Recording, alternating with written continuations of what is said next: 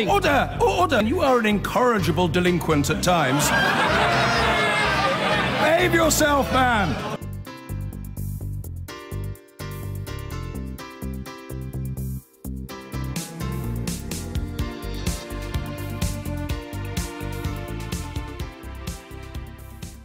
As Andrew said, we have got Jeremy Corbyn with us this morning. It's a pleasure to see you. Happy New Year. It's a pleasure to be here, and a Happy New Year to you.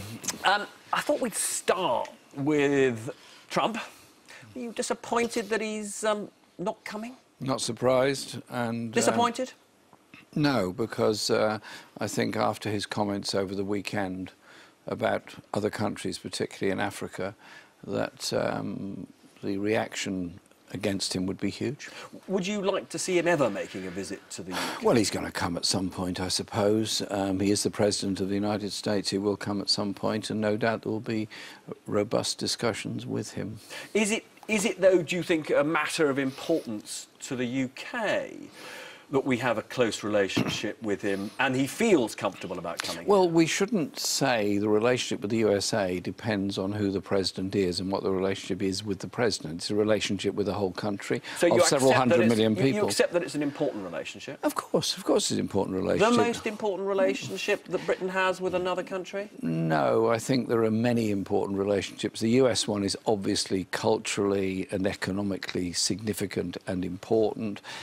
Also, the trading relationships we have around the world with obviously the EU, but also with India and China and the rest of the world are very important. And but also, if I may say so, our relationship with international institutions such as the United Nations is very important. And the biggest disappointment of Donald Trump is, well, apart from his endless offensive remarks about women, about minorities and about different faiths, is his failure to support international institutions like the United Nations and like UNESCO. But this issue of the so-called special relationship, so many prime ministers have set great store on our relationship with America being different, closer than our relationships with other countries. As Prime Minister, it doesn't sound as though you really believe in the special relationship. If were you to become Prime Minister... I would want us to have good relations with the USA, as we want good relations with the rest of the world, and of course visit the United States, of course meet whoever the president is at that time. But better relations with, America than with, I don't know, France, Germany, Russia, China, Japan, more important? Relations that bring about peace and justice around the world are absolutely crucial. A relationship with the USA and influence on the USA is obviously important because it is such a huge military and economic power around the world. But obviously you don't really believe in the special relationship. Well, look, I'm not sure that anyone has succeeded in defining the special relationship. I got asked about this special relationship, and I was told once by a former Prime Minister, I won't name the person, that if they specify what the special relationship was, it wouldn't be a special relationship. I mean, Boris Johnson accused you of damaging that vital economic and diplomatic relationship with the US. Well, in line with so many other ill-thought-out, ignorant, ill-considered comments by Boris Johnson, that goes on the same shelf. Now, Brexit is going to dominate this year as it did last year. SNP Nicola Sturgeon this morning on the BBC has urged you again to sign up for Britain remaining in the single market. You're refusing to do that. Why are you refusing to do that? Well, the single market is dependent on membership of the European Union. Do we have a trading relationship with Europe which is tariff-free, which is based on access to that market and access of Europe to our market? Yes. Do we push for that in the negotiations? Yes. Is that what we've said to the European Union in opposition? Yes. So I don't quite understand why she would keep saying join the single market when leaving the EU means you leave the single market. You have to make a special relationship with the European Union. Well, hang on a second.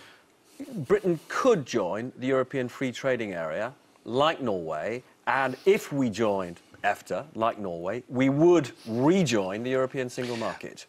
You could, although we are a very different economy to Norway or Turkey that have differing degrees of access. Surely what it's about is making sure that our manufacturing industry and our service industries can continue to trade with Europe, and of course vice versa. But there are also aspects of the single market one wants to think about, such as the restrictions on state aid to industry, which is something that I would wish to challenge. No, but hang on a second.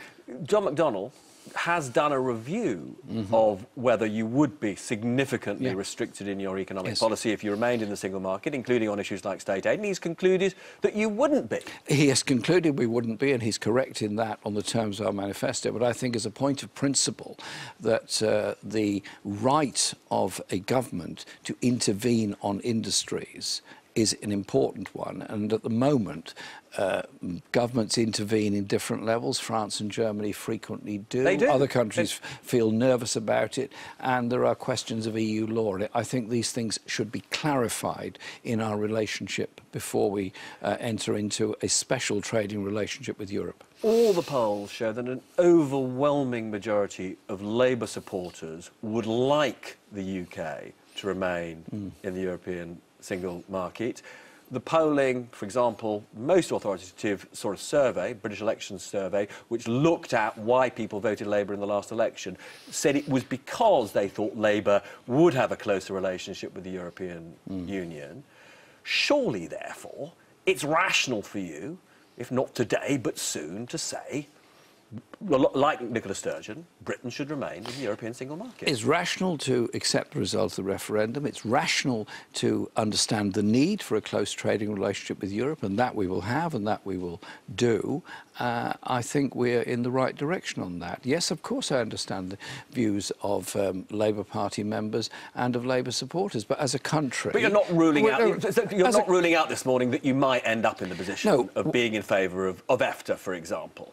We want to make sure there's tariff-free trade with Europe, that we protect manufacturing industry and jobs, university relationship with Europe, which is a crucial one because it does so much on research, and of course service trading with Europe. And that's the basis on which we've spoken to the European Union and to many other governments and fellow socialist parties across Europe. But there has to be an agenda here, which is an agenda about a continent that opposes austerity, that does do something about growing levels of inequality and doesn't accept a free market solution to all our problems, because there isn't a free market solution. Well, many, you know, as you say, European countries, members of the EU, members of the Eurozone, don't adopt what people might describe as a sort of freewheeling, free market approach. So plainly, you know, the two things are consistent, as it were, membership of the EU and a more interventionist approach. But can I just bring you on to what Andrew Adonis was talking about just now, which is MPs have now secured the right to a vote on the terms of whatever the Prime Minister finally negotiates for Brexit. He believes those terms should be put to the British people in a second referendum. Well, is he right about that? Before that, we've got the vote coming up this week on the EU withdrawal bill. We've set down our lines on that, which are about democratic accountability, are about protection of workers' environment and consumer rights, and are about human rights across Europe, such as the Charter of Fundamental Rights, as well as the European Court of Human Rights. If our tests are not met by the government, then we will vote against the bill. But you're not going to win on those votes simply because it's quite clear that because the Tory rebels are going to be loyal up until it goes to Lords. I think they told you that. I think you can assume that that's a working assumption you should make. But on the question of what happens later in the year, there is a case, isn't there, for a referendum on the terms of Brexit? We are not supporting or calling for a second referendum. What we've called, in any circumstances? What we've called for is a meaningful vote in Parliament, and that is the one area that I think Parliament has asserted itself just in the vote before Christmas. We're going to go to the break in a second, but I just want to point out to you that when you are talking very much in the present tense at the moment, you're saying we are not supporting a second referendum. You're not saying we would never support a second referendum. We're not calling for one either. OK. You're not calling for one now, apparently. I'm going to pick up very quickly just the last sort of Brexit question.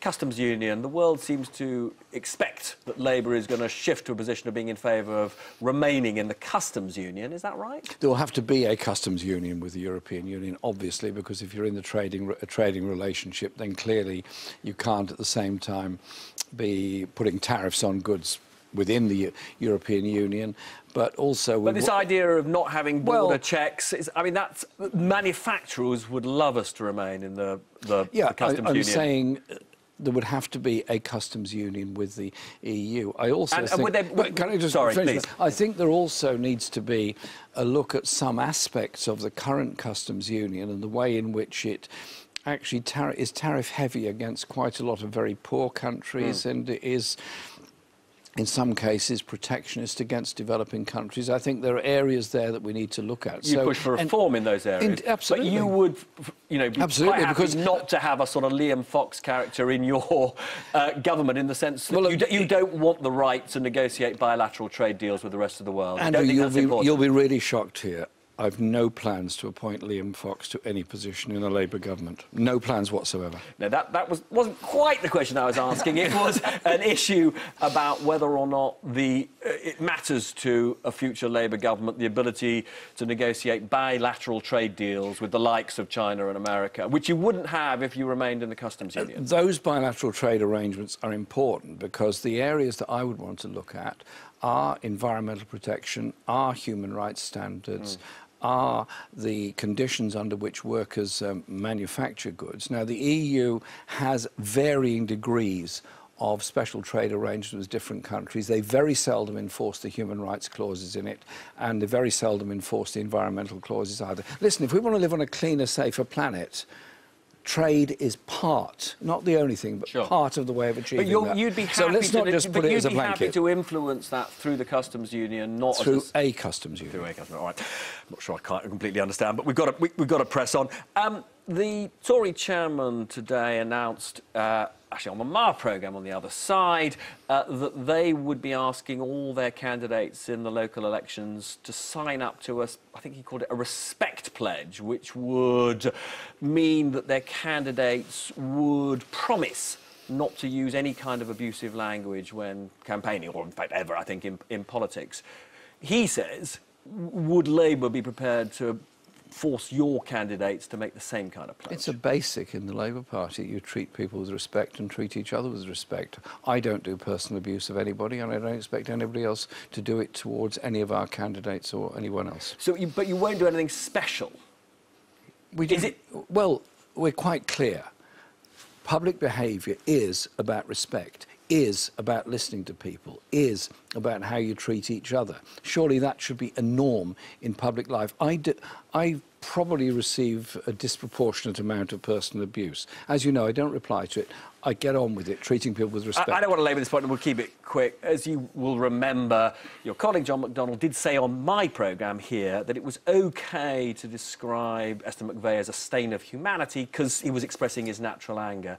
That's not a sort of phrase that I've ever heard you use. No, is it a sort of phrase that politicians should use?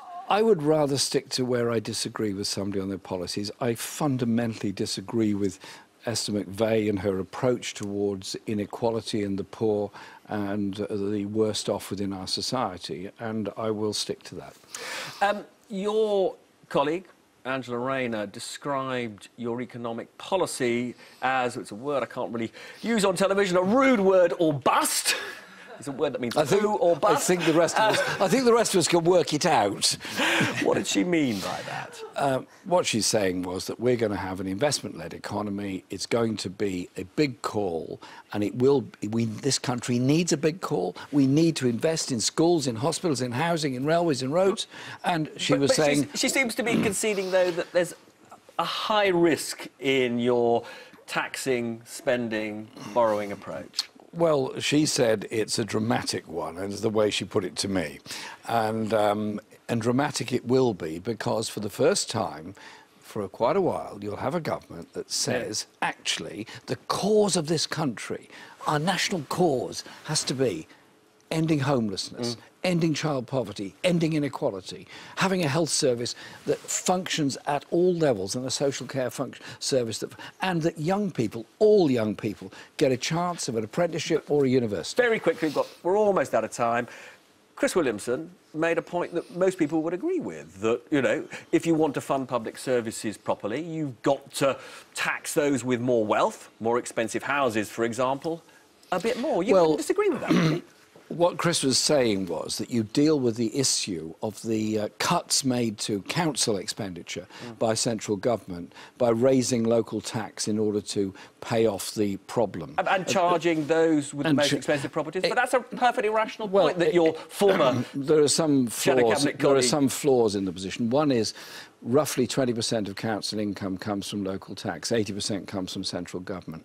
The poorest Labour-held councils in the country have had the biggest cuts. You cannot meet the gap by just raising local council tax. It's got to be funded centrally. And this government has cynically removed expenditure, removed possibilities from Labour-controlled inner-city local authorities that are dealing with the worst social problems in this country. So my pressure is on the government, pay up properly to support our local councils. But you're not actually sort of rejecting the idea of some kind of wealth tax. Chris has put the view forward that you could do it through a local property tax. I'm more interested in national taxation and in driving down tax havens, tax avoidance and tax evasion.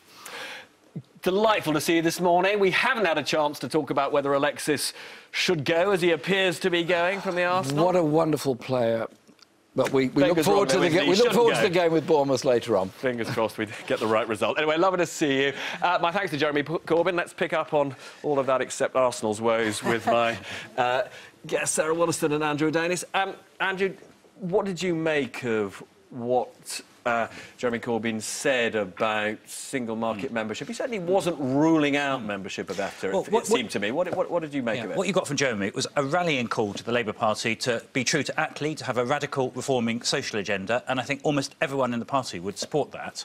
On the issue of the single market and where we go on Mrs May's deal, I think you put the question, which was the correct one, which is that he is, at the moment, not committing to a referendum, but he very carefully did not rule one out for the future. My view is, as the British people had the first say, they will want the last say, and that the right agenda for British politics now is to stay in the European Union, not to scapegoat Europeans and foreigners and blame all of the nation's problems on them, but to really get to grips in an Attlee style with the huge problems that we face in homelessness, in poverty, in health and social care that Sarah referred to earlier, and that should be the new offer to the British people. Stay in Europe and deal with the social crisis. Don't Brexit, because that is not an answer to anything. Sarah, what do you think about this issue of whether the terms should go back to the British people for a vote? Well, I think it'd be the wrong time to say that now, certainly, but what we now know is there's going to be a meaningful vote for Parliament at the end of this process. The difficulty is this, if Parliament rejects a deal, we would end up crashing out on an even worse deal, a sort of cliff edge of Brexit. So I think we have to cross that bridge when we come to it, see what the deal is. Is there, I mean, as you say, cross that bridge, but do you think it is plausible that a majority of MPs might at that point say, actually, you know, this is a subject that the British people have to have a say on? I think the trouble with saying that now is that it would just encourage the European Union to give us the worst possible deal. So I think we should not be talking about referendums, second referendums at this point. Now, Nigel Farage surprised many people this week by suggesting he might back a second referendum on EU membership, making him an unlikely ally, albeit temporarily, with the likes of Sir Nick Clegg, Lord Adonis, and my next guest, Chukwuemeka, who himself is travelling to Brussels tomorrow with Anna Soubry, Dominic Grieve, and a few others to meet Michel Barnier to put forward the argument against a hard Brexit. Mr. Romano, many thanks for being with us. Thank you for having me on. We'll talk about your trip to Brussels in just a second, but a little earlier this week, you walked out of the meeting of the Parliamentary Labour Party in a bit of, well, what my mum would call a cream puff. You were in a little... What on earth was that all about? I just left the meeting to go to another commitment. This was written up as me, like, walking out of the meeting. I left the meeting I was going to anyway. But I mean, the convention is we don't discuss the intricacies of what happens at meetings of the Parliamentary Labour Party. Well, let's not delve into the intricacies. I mean, the suggestion is that you left because, once again, your leader got it wrong as regards, EU membership being prerequisite for a place in the single market. Are we close to the mark there?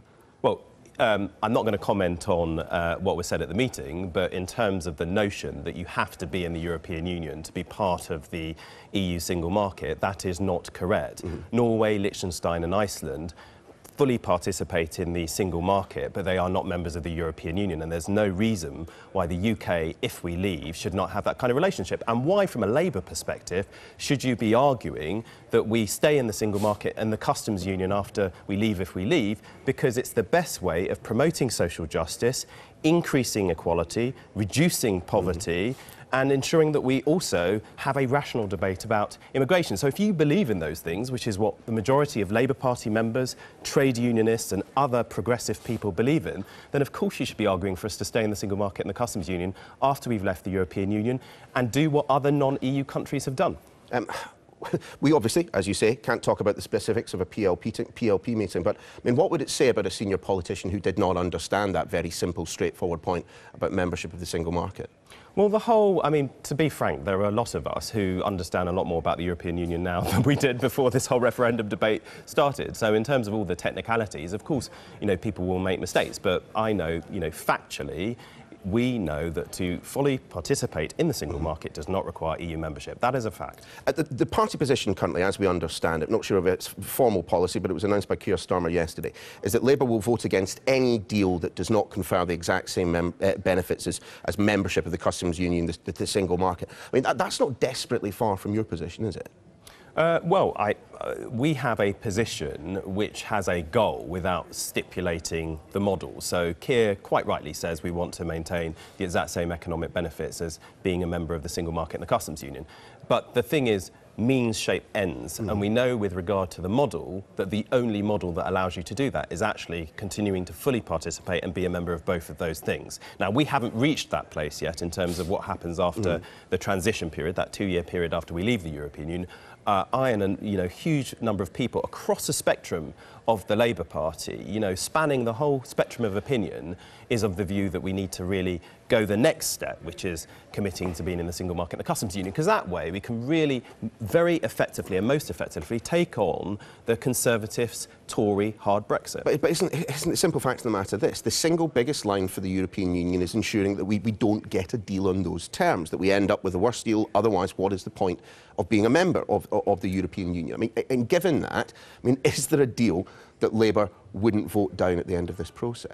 Well, I'm not sure I agree with your interpretation of where the European Union's coming on this. Michel Barnier, who is the chief negotiator for the EU, has been clear that if the UK wants to stay in the single market and the customs union, it can do so, but it will need to adhere to its rules and obviously make a contribution. Now, Theresa May has taken those things off the table, which is curious given that she put a Tory hard Brexit to the British people at that June general election last year, which involved yanking us out of the single market and the customs union, and to put it in kind of straightforward language, to basically have a very clean extreme break in terms of our relationship with the European Union, and she lost her majority. So if you want to talk about mandates to do things, she certainly doesn't have a mandate to pursue Brexit, because she lost her majority in the House of Commons. True, but plenty of people who voted for Labour back in June last year did so to avert a hard Brexit. That's right.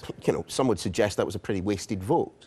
Well, look, we haven't got to the end of the process, and of course this Brexit process is due to continue until May 2019, which is a scheduled departure date. So there's a long way to go yet. And what I would say is, look, I strongly believe that Brexit in the form that it was sold to the British people, certainly at the moment, is not transpiring to be what people thought it would be. People thought that we would be getting 350 million extra per week, £350 million extra per week for our NHS coming in as a result of us leaving the European Union. Instead, we're actually going to be paying a vast £39 billion divorce bill. And that's before you consider all the other elements that people were voting. The blood is on the carpet. I mean, why don't you just say it? Why don't you just say it? Look, can we please have a second referendum because you believe that we made the wrong decision, you believe that we made a decision that will damage the UK irreparably? What I believe is that Brexit, in the terms it was sold to the British people, is proving impossible to deliver, however competent the government. If the I'm clear. Hang on, let me why not have a second referendum? Let me finish answering your question.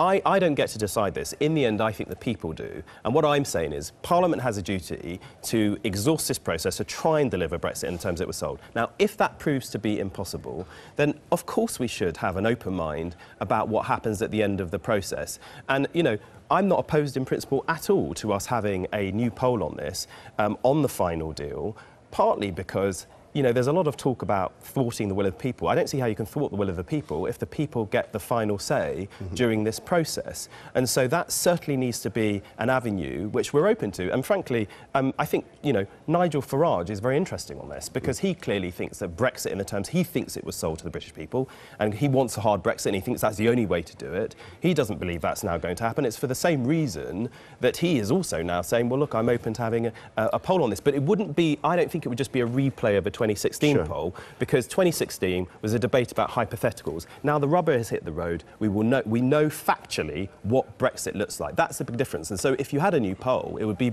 on a factual deal. This is what Brexit looks like, or staying in to fight for a different kind of European Union within. That would be the choice. Now, I don't think we're there yet, but I think we should certainly be open. In principle, I've got no objection to it. Chukwuma, lovely to see you. Thanks for joining us. Thank you. Now, with all the other stuff that's been going on this week, you might be concerned that we'd maybe forgotten about the small matter of Brexit. Don't worry, it is still very much on our agenda. Having sealed the deal on the divorce talks, the focus is now shifting to the future relationship. The EU says we can only have an off-the-shelf model, maybe like Norway or Canada, but the UK government says we can be far more ambitious, as Elizabeth Glinker reports.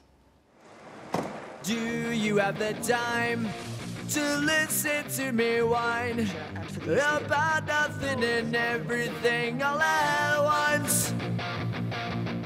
I am one of those. In her Florence speech, Theresa May made it clear that when it comes to trade negotiations with the EU, the UK isn't looking for any off-the-shelf kind of deal. It wants something special and bespoke. Do you have the time? Well, I'm optimistic about what we can achieve by finding a creative solution to a new economic relationship that can support prosperity for all our peoples. Before Christmas, the senior official in charge of Brexit told the Cabinet that when it comes to that creative solution, they should start thinking in terms of 3 baskets. What some people are calling managed divergence. The Institute for Government has been looking at what it means. The 3 baskets correspond to the 3 areas that Theresa May spoke about in her Florence speech. We have full alignment, where we will continue to meet the same outcomes in the same way as we do now. Regulatory equivalence is where we will continue to meet the same outcomes as the EU, but might go about it in a slightly different way. And then the final basket around divergence, where we will go about things in a different way and may choose to take completely different outcomes at the end of it. OK, so if we were to look at particular industries, say something like aviation, maybe workers' rights, we might put them in this basket because we'll say not much is going to change. Well, it'd be very difficult to put whole industries and whole sectors in specific baskets. So if you take agriculture, for example, state aid, questions of state aid and how much overall we can subsidise our farmers may well sit in full alignment, whereas issues about agricultural or environmental protection standards, we could continue to meet the same goals but by different means, and they can sit in the middle basket, whereas actually exactly what we subsidise our farmers for could be completely up to the UK and sit in the divergent basket. So it will be very difficult to put single sectors in single baskets. If the UK is looking for a high degree of access to the single market, then the EU will expect a lot of things ending up in the full alignment basket, whereas the UK will probably want to try and pull as much as possible into the regulatory equivalence basket. Of course, the point of all this is to remind the EU that when it comes to these negotiations, the UK is in a unique position because currently we are completely in sync. It's in the interests of Britain and the EU to get on together. People are thinking that it's a binary thing, so that we're either in the EU and then we're out, that it's night and day. But it isn't. The point about managed divergence is that it does give us much more flexibility. We can decide for ourselves which bits we want to keep and which bits we want to amend or get rid of. And I think that's a huge opportunity. Philip Hammond and David Davis have been on a charm offensive in Germany this week. So just how are those very British baskets going down in Brussels? There's a concern the UK will take a shopping basket, pick off the elements of the major trade agreements the EU has secured with third countries, take all those together. It gets the UK very close to full membership of the single market without any of the obligations. So I think they view managed divergence as another way in which the UK either hopes to cherry pick or have its cake and eat it. All member states will agree that they can't set a precedent with the UK that then creates internal challenges for themselves over the medium to longer term. Now, what goes into these baskets remains a bit of a mystery, but of course there are deadlines because the next round of talks are due to get underway this spring.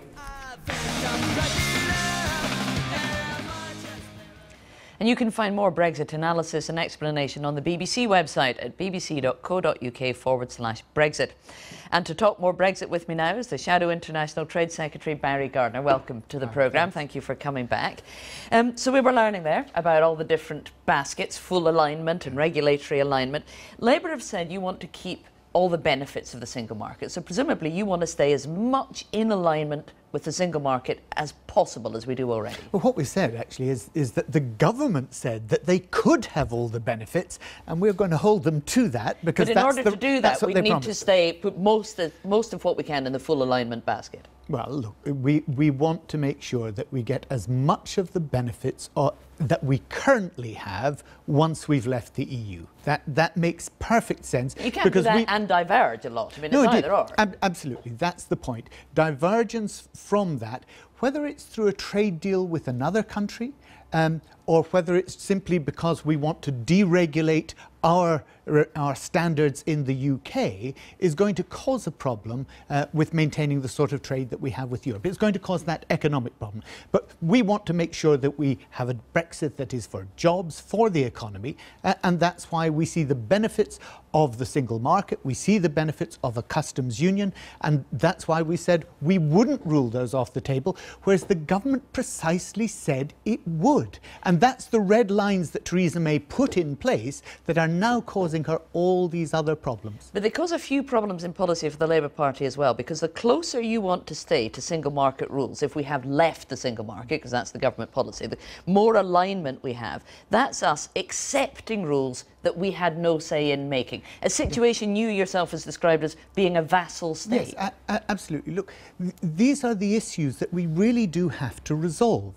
Because you're quite right, once we leave the EU and we're not a member of the EU, that means we're not a member of the single market. Doesn't mean we can't actually trade into the single market. Of course we can. We can do that in the same way as Norway's done. But our economy is very different from Norway. And what we need to be sure about is when we're making our rules in this country, we are doing it as close as possible to maintain the trade and the economic benefits that we get with the European Union.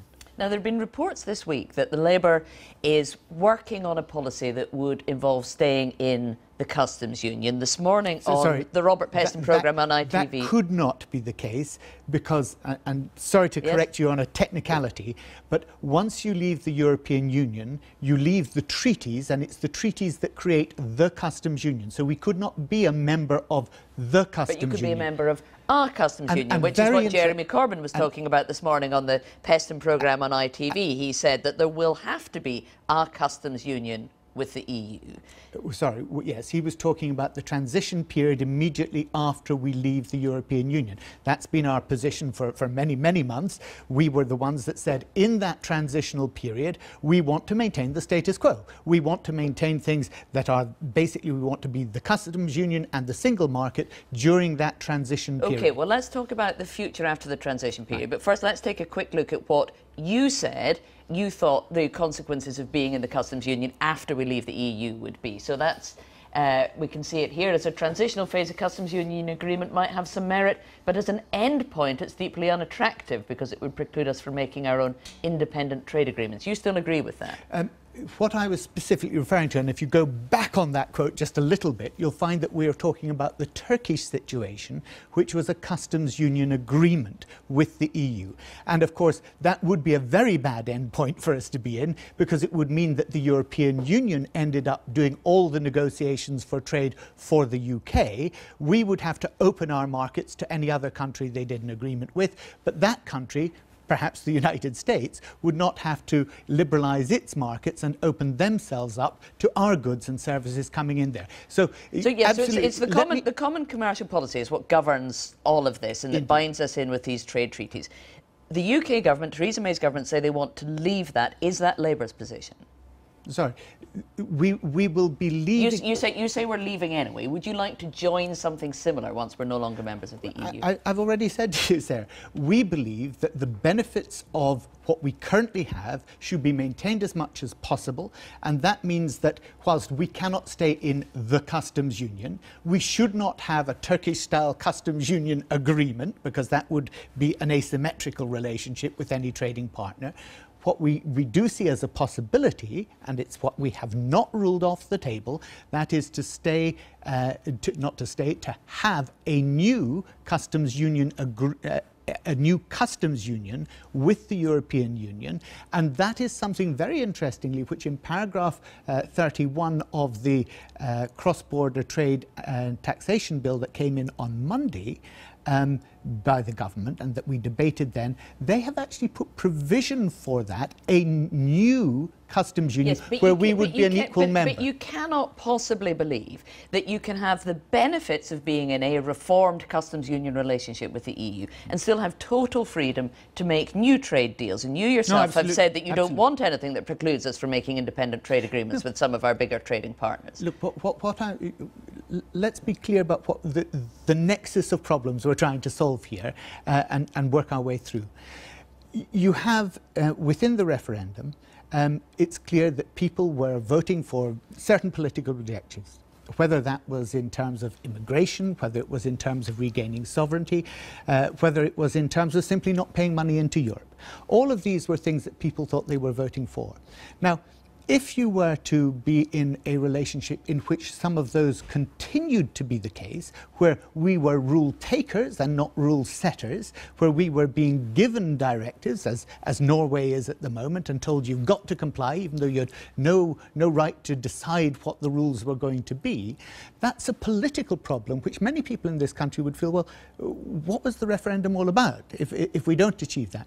Now, what we have... Just let me add a bit, because otherwise I don't think it's clear the problems that we're trying to solve. What we're trying to do is to maintain the maximum economic benefit, to get the economic benefit and the jobs that currently we get from the trading relations we have in a customs union and in a single market with the European Union, but do that respecting the referendum will of the people for those political objectives. We understand that point. Labour has to bring back the 52% and the 48%. This government says we're just fighting for the 52%. We understand we're trying to fight for the whole country. I need to move you on to something else and talk about other internal Labour Party matters. We've heard the new Tory chairman, Brandon Lewis, today say that if any Tory... that he wants new Tory candidates to sign up to a respect pledge that they will conduct themselves on Twitter and in what they say in a respectful way, otherwise they will be removed from the candidates list. Right. And Jeremy Corbyn said he agrees that Labour should do that too. Which does raise some questions, of course, about some Labour MPs. Jared Amara, for instance, who's had the whip suspended. Who has been suspended from the party whilst an investigation is being conducted as is appropriate within all the procedures of our party. Absolutely right. Suspended. Because of remarks he made about women, sexist and homophobic comments that he made, and that discipline should be taken. But then you look at the Shadow Chancellor John McDonnell, against whom no action has been taken, and he's said a number of things, but one of them which has been heavily criticised is that he wanted to, that he agreed with people who wanted to see Esther McVeigh, who was then working Pension Secretary, lynched. So let me pause for a second, because we've actually got the audio of this. Let's have a listen to it, and then we'll ask you about it. I was up in Liverpool a fortnight ago where they've launched, Alec McFadden, one of our organisers, has launched the Sack Esther McVeigh Day. Yeah. On her birthday. And it was a packed, I spoke at a packed public meeting, it was absolutely packed, but there was a whole group in the audience that completely kicked off, quite critical of the whole concept, because they were arguing, why are we sacking her, why aren't we lynching the And obviously he used a word there that we won't be saying on TV, but is that respectful language? Did that pass a respect pledge? Look, it's certainly not language I would have used. Earlier today, you have been quoting remarks that were used by the President of the United States, which are deeply offensive and deeply unacceptable. Yes. And you hang on. But this is about the Labour Party and about whether your people and you match quoted up to these them. standards. What the point I'm making here is that he was quoting what somebody else said. Now, I would not have chosen to quote that because but he was clearly quoting it with approval. He wasn't reporting. Now let's look at the underlying issue, which the Conservatives have been trying to cover up by all the smear on John McDonnell. The underlying issue is that Esther McVey is somebody who was a Department of Work and Pensions Minister, and at a time when she was in charge of work and pensions as a minister, her company had been reported for breach of health and safety guidelines. She is one of the ministers, and for that reason, but Jeremy Corbyn himself said it wasn't she about was in we should charge stick to the of the policies regulations and use respectful language. Yes, that indeed. wasn't respectful and that's what language. I'm doing now, and I'm trying to make the underlying political point about what's going on here, because she was in charge of a department in which she was responsible for health and safety when her own company that she was a director of, McVey, J.G. McVey Construction, they had been suspended. Their work had to be suspended twice within 3 months for breach of those health and safety guidelines, putting workers at risk in her own company. Now, she is also we're somebody... out of time. You've managed to make the point, but we'll have to leave it there, I'm afraid, Barry Gardner. Thank you very much for that.